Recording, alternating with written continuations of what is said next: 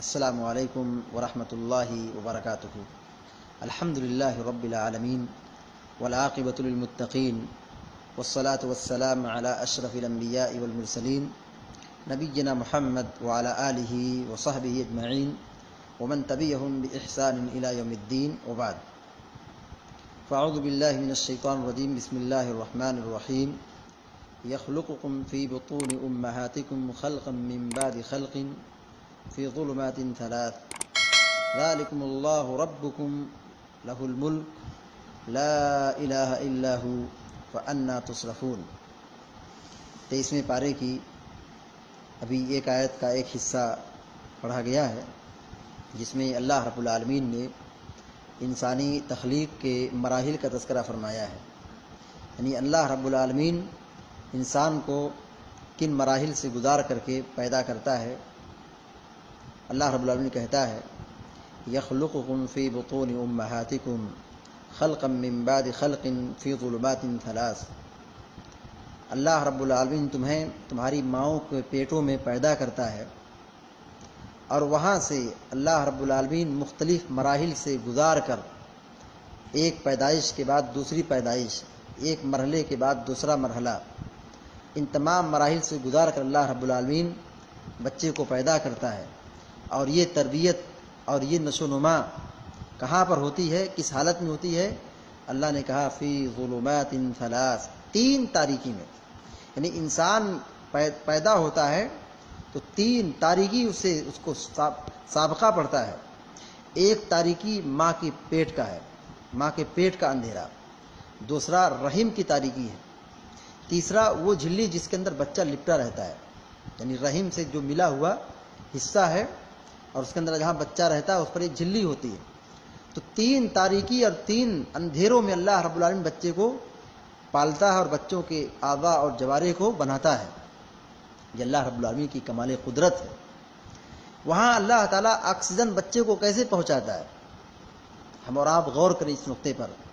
اللہ رب العالمین ہر چیز پر قادر ہے، اللہ ہی خالق ہے، اللہ ہی مالک ہے، اللہ ہی کارساز ہے، اللہ ہی عبادت کے لائق ہے، وہی سب کچھ بنانے والا ہے۔ ہم جب ماں کے پیٹ میں تھے تو اللہ رب العالمین ہم کو اتنی مشکل گھڑی میں بھی وہاں ہم کو آکسیجن فراہم کر رہا تھا۔ ہم کو وہاں جس چیز کی ضرورت تھی، ہماری زندگی کی جس چیز کی ضرورت تھی، اللہ نے ہمارے لیے مہیا کیا۔ تو وہ خالق ہے، وہی ہمارا رب ہے، اسی کو رب ماننا چاہیے، اسی کی عبادت کرنی چاہیے۔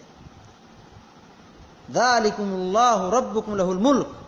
وہی تمہارا رب ہے اور اسی کی بادشاہت ہے۔ لا الہ الا ہو، اس کے علاوہ کوئی معبود نہیں ہے۔ فانا تصرفون، اے انسانوں تم کہاں بہکے جا رہے ہو؟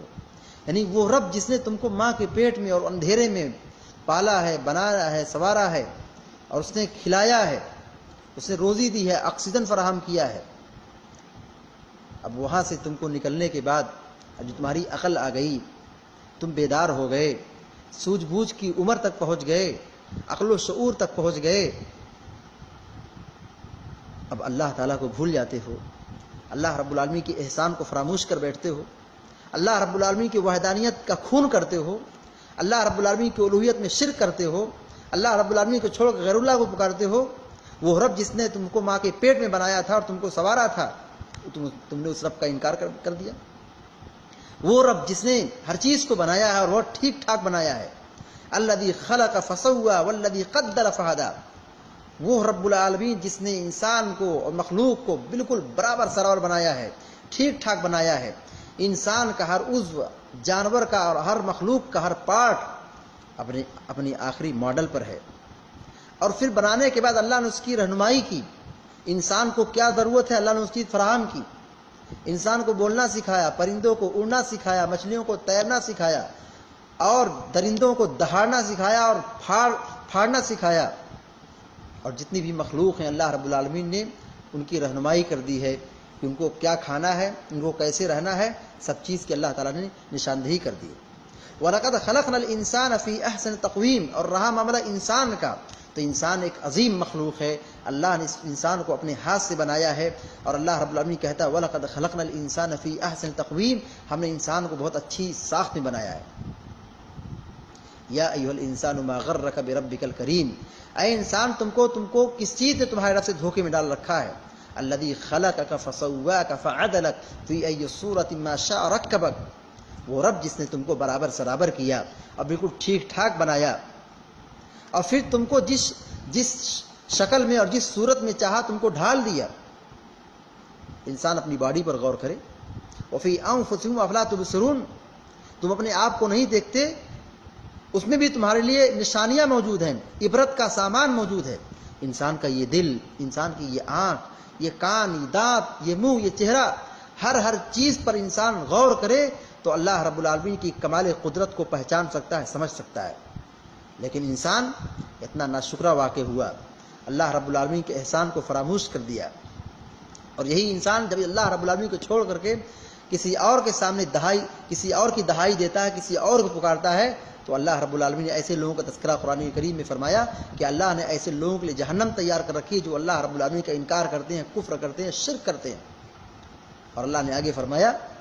کہ ان کے پاس دل ہے، ان کے پاس آنکھ ہے، ان کے پاس کان ہے، سب کچھ جانتے ہیں، دیکھتے ہیں، سمجھتے ہیں، لیکن اس کے باوجود بھی اللہ رب العالمین کی نافرمانی کرتے ہیں، اللہ رب العالمین کی ناشکری کرتے ہیں۔ اللہ نے آگے فرمایا، کہا اولئک کالانعام، یہ انسان تو ہیں لیکن انسان بلکہ جانور کی طرح ہیں، بل ہم اضل، بلکہ یہ جانور سے بھی گئے گزرے ہیں، کہ انسان کو اللہ نے اتنی صلاحیت دی، سوجھ بوجھ دی، عقل دی، بولنے والی زبان عطا کی، لیکن انسان اتنی ساری نعمتوں کے ملنے کے بعد اللہ تعالیٰ کو بھول جائے۔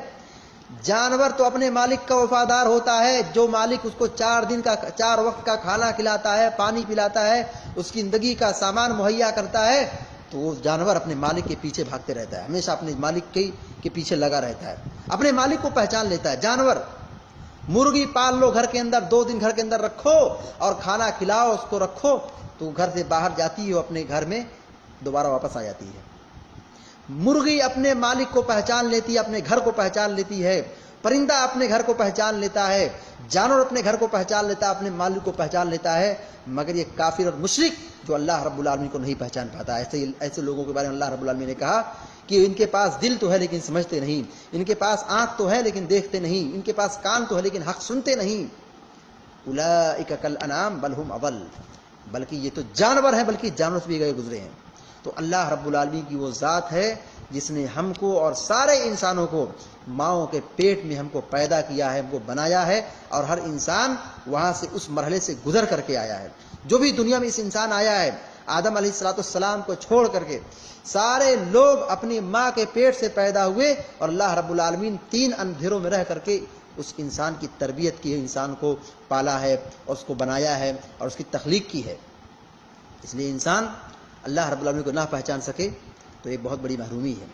اگر انسان اپنی باڈی پر غور کرے، اپنی پیدائش پر غور کرے تو انسان اللہ کی توحید کو سمجھ سکتا ہے۔ بڑے مشہور صحابی ہیں حضرت جبیر بن مطعم رضی اللہ تعالیٰ عنہ، جب بدر کے موقع پر یہ قیدی بنا گئے، اور بدر کے قیدی تھے، ان کو قید میں رکھا گیا تھا، غلام تھے، اور اللہ کے نبی علیہ السلام مغرب کی نماز میں سورۃ طور کی تلاوت کر رہے تھے، اور یہ آیت کریمہ پر جب پہنچے، ام خلقوا من غیر شیء ام الخالقون ام خلق السماوات والارض بل لا یوقنون، کیا یہ لوگ بغیر کسی چیز کے پیدا ہو گئے یا انہوں نے خود اپنے آپ کو بنا لیا ہے؟ یہ تو ایسا ہو نہیں سکتا کہ آدمی خود اپنے آپ کو بنا لے، بلکہ اللہ نے بنایا ہے۔ یہاں تو طے ہے، یہاں پر ہر انسان آ کر کے مجبور ہو جاتا ہے کہ ہم اپنے آپ بتاتے خود نہیں پیدا ہوئے، بلکہ ایک کوئی ذات ہے جس نے ہم کو پیدا کیا ہے، اور اشارہ سب کا اللہ رب العالمین کی طرف ہوتا ہے، اوپر والے کی طرف ہوتا ہے۔ جب اس آیت کریمہ پر پہنچے حضرت جبیر بن مطعم رضی اللہ تعالیٰ عنہ، جو کافر تھے، قرآن کریم کی اس آیت کریمہ پر غور کیا اور کہا میرا دل اڑنے لگا، تیرنے لگا،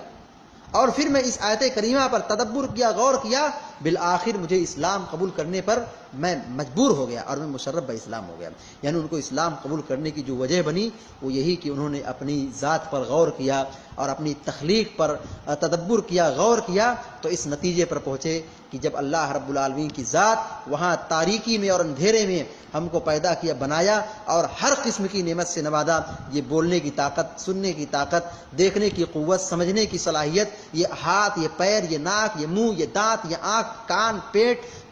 اللہ رب العالمین نے ہر جوڑ کو بنایا، ہر چیز کو پیدا کیا، تو پھر ہم اس خالق کو کیسے فراموش کر جائیں اور اللہ رب العالمین کو بھول جائیں؟ اور بڑی بدنصیبی ہوگی ایسے مسلمانوں کی جو اللہ رب العالمین پر ایمان تو رکھتے ہیں، اللہ پر ایمان رکھتے ہیں، اللہ کو اللہ جانتے ہیں، اس کی عبادت بھی کرتے ہیں، لیکن اللہ کو چھوڑ کر کے غیروں کے سامنے جھکتے ہیں، قبروں کے سامنے جھکتے ہیں۔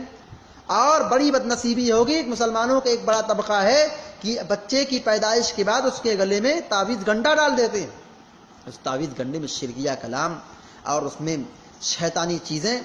وہ چیزوں کو بات کر کے کالا دھاگا لگا کر کے ڈال دیا جاتا ہے بچے کے گلے میں۔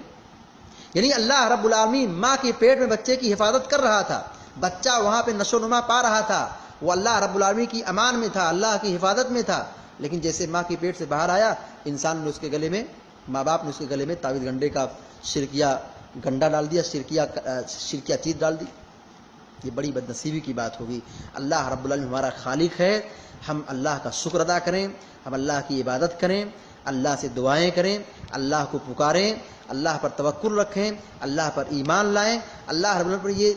یقین رکھیں وہی نفع و نقصان کا مالک ہے، وہی ہمارا خالق و مالک ہے۔ ہم اللہ کو پکاریں، اللہ کا سجدہ کریں، اللہ کی دہائی دیں، اللہ کو نفع و نقصان کا مالک سمجھیں، اللہ کو چھوڑ کر کسی اور مخلوق کو نفع و نقصان کا مالک نہ سمجھیں، شرکیہ کام سے بچیں، کفریہ کلام سے بچیں، شرک و کفر سے بچیں۔ یہی ہماری زندگی کا مقصد ہونا چاہیے، اور ہم اپنی تخلیق پر غور کریں تو یہ اس وقت ملے گا لا الہ الا ہو، وہی رب ہے، وہی الہ ہے، اس کے علاوہ کوئی معبود نہیں۔ لہذا ہم سب کی ذمہ داری بنتی ہے کہ ہم توحید کو سیکھیں اور اللہ رب العالمین کی بندگی کریں، اور اللہ رب العالمین